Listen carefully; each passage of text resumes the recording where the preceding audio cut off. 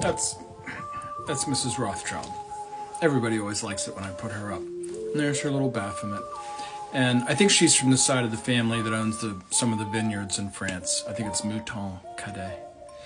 But Putin kicked the Rothschilds out of Russia.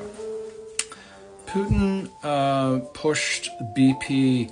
They had tremendous, looked at it very strongly, they had huge fields that they were developing 50-50 partnerships with some of the state champions like Rosneft.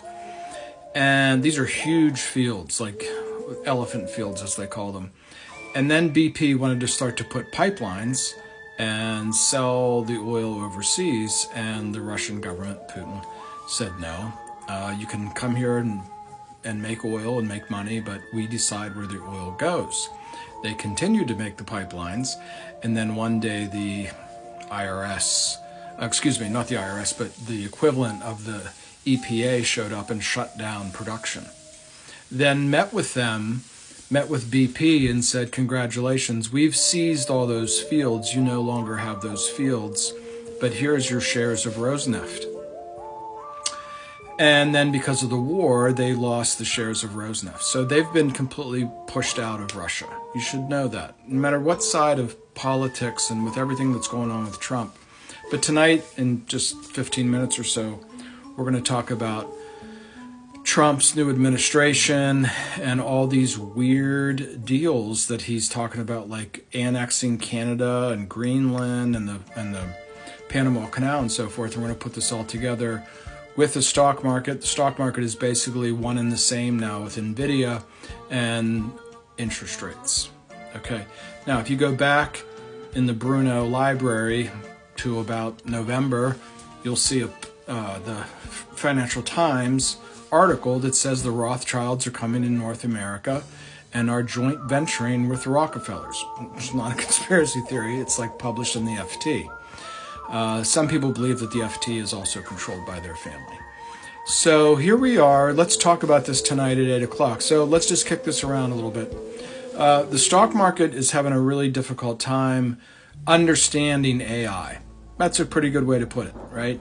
So the CEO goes to the Consumer Electronics Show and shows these consumer products that are going to be sold for like $1,200. And then today, the Biden administration is going to reduce their ability to export to Asia and Russia and other countries that aren't friendly to us.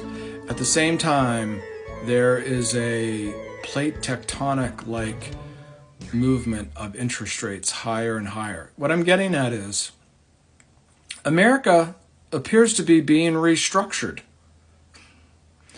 This is one of the things you do if you go through restructuring, is you try to seize other assets, like Greenland, okay? And we can all sit around and think about, let me throw a piece of American history in there. General Grant said that the Civil War didn't start in 1861, it started with the Mexican War. This expansion, because they wanted to expand slavery not just to the west, to California, but down into Latin America.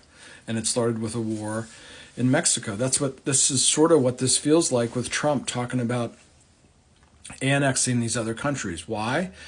Because a lot like the Confederacy, America has to restructure its debt, and it needs new assets, right? The Confederacy was running out of legitimate soil. At the same time, it had enormous debts.